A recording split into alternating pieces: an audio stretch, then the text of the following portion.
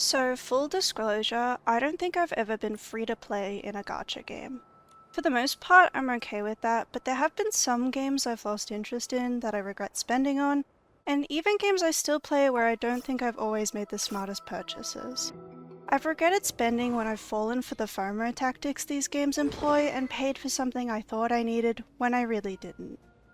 I've seen people make videos where they play games like Genshin Impact or Wuthering Waves without pulling on the gacha banner at all and show off how much of the game they can complete.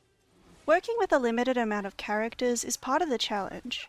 Free characters are usually less powerful because they're free, and you really need to push the game's systems to make them work in these challenges. But knowing that it's possible to win regardless of what you pull alleviates that FOMO feeling just a bit.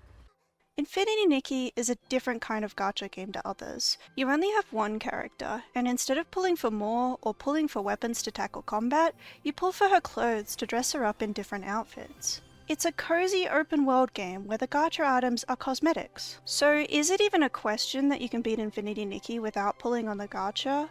Well, the truth is that the banner outfits aren't entirely cosmetic. The game has styling challenges to complete, and banner outfits usually have better stats than the outfits you can obtain for free. You could pull for better performing outfits, but I want to see how much of Infinity Nikki you can complete without pulling on the gacha at all.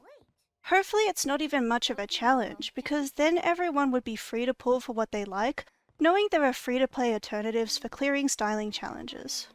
To make the rules for this account plain: 1. I'm not going to pull on the gacha banner at all, including the permanent banner. I haven't used the Surprise-O-Matic yet because I want to conserve my blings, but I don't think that one should be banned. 2. I also won't be topping up to buy any of the paid outfits in the store or to get the battle pass. This account will be free to play. 3. Free limited time outfits such as Nikki's birthday outfit are fair game. But let me know in the comments if you think I should change this rule. I didn't think much of it as I was playing and used the outfit to beat some early styling challenges, but maybe I should stick to outfits that can be obtained anytime to show new players who missed event outfits what can be done. 4. Finally, I want to see how many diamonds I can accumulate, so I won't be using them to refresh my energy, at least for now. This is another rule I'm not sure about, so let me know in the comments if you think using diamonds to buy energy should be fair game for this challenge or not. My main goal is to complete the main story, which so far involves getting a normal victory against every faction member to get materials to craft the Wishful or Rosa outfit. If I can do that, then I'll see if I can get a perfect victory in each challenge, as well as full stars in the Mirror Crown challenges. Very early into the game's tutorial, you're tasked with making a single pull on the permanent banner, but if you wait a few minutes, you can actually skip having to do this. It seems kinda backwards to be able to skip a tutorial you're stuck on, but without this feature, this challenge wouldn't be possible, so I'm not complaining. I started this account about halfway through version 1.0, so I was able to claim the Starlit Celebration and Far and Away outfits from the game's launch events. This game's tutorial is lengthy, but I think it does a good job of easing you into each of the game's systems. So the first styling challenge you need to complete is hours into the gameplay, and it's really easy. After you've beaten it, the faction system of the game unlocks. 4 areas of the game have a sovereign you need to defeat to get their sovereign medal, which you can trade in at the Stylist Guild for unique materials needed to craft the Wishful or Rosa outfit. In order to challenge the sovereigns, you need to defeat every faction member in the same area for the privilege. The challenges start off very easy, and I'm able to get a perfect rating against Legrand of the Ebony Scissors faction with the Starlit Celebration outfit at level 0 and the level 0 Eurekas the game gave us in the mail. Like I said before, I didn't really think much of using event outfits for challenges, so let me know if you think they should be allowed or not. I can try to avoid using them in the future, or I can start a new account and try not to obtain them at all if you really think that'd be helpful for new players who won't be able to get them after the event is finished. That'd be a pain to do, but if you really want to see it, then let me know. Jilla from the Golden Daisies is right next to Legrand and challenges your fresh score. I don't have a single fresh item at this point, so I head to Marky's Bouquet to buy some clothes with blings. There is a 4-star fresh outfit you can get from Kilo the Cadence Born, but we're a while off from having enough dues of inspiration to get that.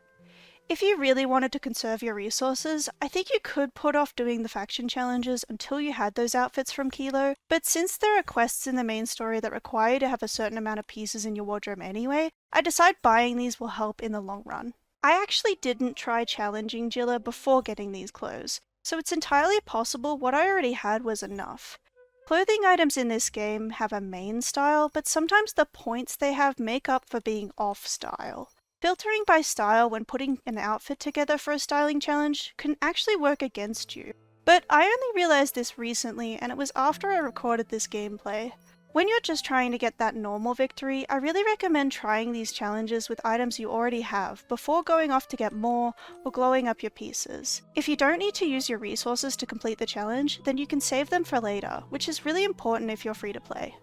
Anyway, I get a perfect victory against Jilla, and then challenge Farini from the same Golden Daisies faction. I get another perfect just using the unleveled default purification outfit. This makes Salai available to challenge, and using the electrician outfit, I get a normal rating. I will be able to challenge Salai to a rematch anytime I want to get that perfect clear and get more rewards, but I'm just focused on challenging the Sovereign of Cool for now. Next up is Ramon from the Ebony Scissors, and we get another perfect with the purification outfit again. The leader of the Ebony Scissors is only available to challenge at night, so I decide to start tackling the Beyond the Basics faction instead of just changing the time. You need to challenge Pepsa from one of the Breezy Meadows' factions before you know who the referrer in Beyond the Basics is. I think this means you can't complete all of Flora Wish's faction challenges on your first day of playing the game, because you need to progress in the main story to unlock the Breezy Meadows factions, but you can correct me if I'm wrong. I did these challenges 3 days into this account. Pepsa tests our fresh style, and I just barely get a normal rating using the same items I bought from Maki's Bouquet. She tells me about Vizuno from Beyond the Basics, and I find her right next to the Flora Wish Lane waypoint. My level 0 purification outfit wins me an average rating this time, and we get a sketch for the Refined Grace outfit. It might actually be worth rematching some faction members in Flora Wish sooner rather than later to get the rest of the sketches for this outfit, but for now it's just a bonus. Bono is the first faction member I actually fail a styling challenge against. I decide to use my energy on the realm of Eureka because I think Eurekas are more resource efficient to obtain and level up before looking at glowing up your clothes. I upgrade a 4-star Cool style Eureka to level 10 because I know I'll be able to use it against the Sovereign of Cool later. I also upgrade a 3-star Eureka to level 3. 3-star Eurekas will get replaced later, but it's not so bad to level them as you can use them to level another Eureka and get most of your EXP back. Maybe I didn't need to do this since I get an average win when I challenge Bono again. I challenged Guliana, ignoring cries for help from a house along the way, and get a normal rating. Emetani is up next, and I get a normal rating using the Starlit Celebration outfit. I'm able to challenge the leader of Beyond the Basics now, a courier named Silvo. That 3-star Eureka ended up being useful after all because I don't know if I could have gotten this normal win without it. I changed the time to night so I can challenge Ricardo, the leader of the Ebony Scissors faction. We win an average rating this time, and now that we've beaten the 3 factions of Flora Wish, the Sovereign's Challenge Ultimate Showdown quest begins. I talked to Salai again for more information on the Sovereign of Cool. She's been harassing stylists around Flora Wish, stealing their sketches and sending out challenge cards to provoke people into competing in styling challenges against her. Nikki comes up with the idea of sending the Sovereign of Cool a challenge card of her own to teach her a lesson. To get the card to her, we're going to challenge the Sovereign of Cool's followers, 3 brothers who hang out at the Bibcoon's Chuckle Club at night, and make them pass on the message. First up is Clyde, who hands me my second failure.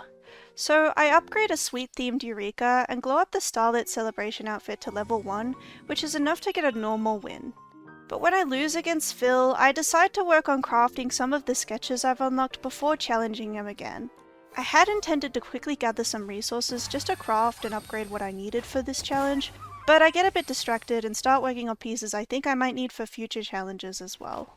I also collect Whim Stars, so I can activate nodes in the Heart of Infinity that give us a percentage boost to our score for styling challenges, which probably would have helped if I'd remembered to do it sooner.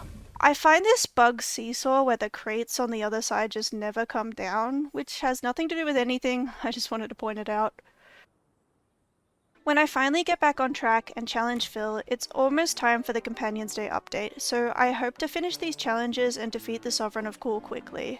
I upgraded the Sunlit Wave Skirt, the Tangy Sweetness Earrings, and the Sunburn Blockers Gloves to level 3 for an average rating. Finally, I win an average rating against Sunny and convince the brothers to issue Nikki's challenge card to Adarina, the Sovereign of Cool.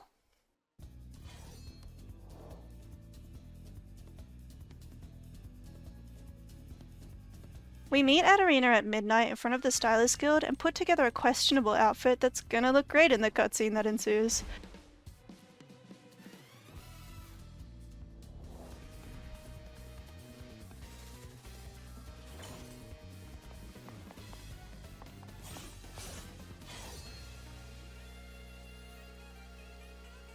All we need to do for a normal victory is to get more points than Adarina in this challenge, and we end up beating her by around 3,600 points. Adarina leaves us a card showing that she hasn't changed her ways yet, but the Stylists of Flourish are just gonna have to deal with that for now because I got the prize I wanted, the Sovereign of Cool medal. We trade this into data at the Stylist Guild and she gives us the Glimmering Scale item, which is needed to craft the hair in the Wishful Rosa outfit. I didn't have a lot of time to work on the No Pulls account during the second half of version 1.0, so I've only completed the main story up to the point where you can craft the floating outfit before getting to the abandoned district.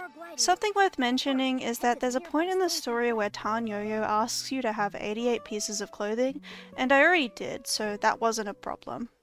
The day before the version 1.1 update came out, I rushed to complete the Companions Day event for the upgrade materials. I also tried the Mirror Crown challenges, and I might go into more details about that next time, but I wasn't able to get full stars from the time limited challenge. I think if I had planned things better, I could have been able to collect enough dues of inspiration to unlock the Starwish Echoes outfit sketch and craft it for the challenge, but I just didn't have enough time or energy that last day I was doing it.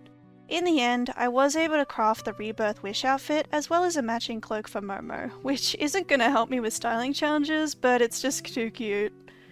This video took a while to finish because I wasn't sure what it would look like while I was recording gameplay. I'm hoping the next video won't take as much time now that I know what I want. I'd appreciate any feedback left in the comments, especially if you think I should start this account over and play without the free event outfits. On one hand, I want to show off how many items you can obtain without pulling if you play for a while, but on the other hand, it might be useful for newer players to know that they don't need event outfits they've missed out on to win against the styling challenges. Next time I want to challenge Breezy Meadows' factions and the Sovereign of Elegant, as well as show how many diamonds and pull crystals I've obtained so far. Thanks for watching, bye!